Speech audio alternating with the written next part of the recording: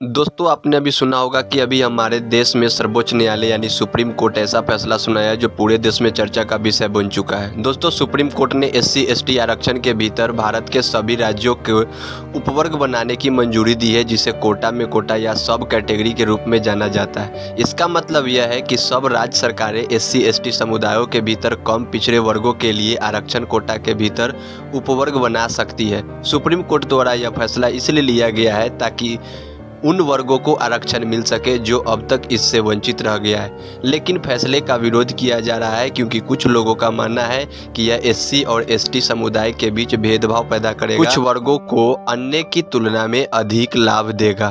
तो चलिए दोस्तों, इसे और गहराई से समझते हैं।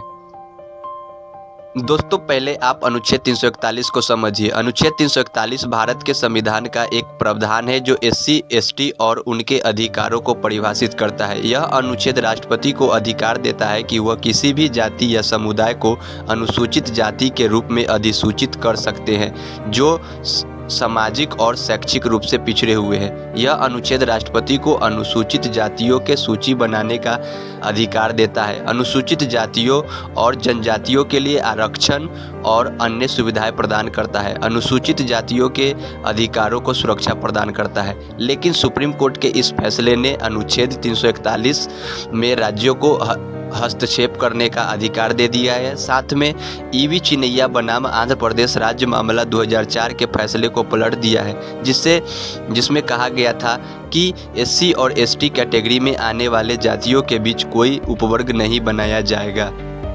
इस फैसले के माध्यम से सुप्रीम कोर्ट ने राज्यों को सीधा अधिकार दिया है कि वह अपने राज्यों के एससी और एसटी को बेहतर सहायता प्रदान करने के लिए 15% आरक्षण कोटा के भीतर एससी और एसटी को सब कैटेगरी में बांट सकते हैं। यानी न्यायालय ने फैसला दिया है कि क्रीमी लेयर सिद्धांत जो पहले केवल ओबीसी पर लागू होता था, अब एससी और एसटी पर लागू होगा।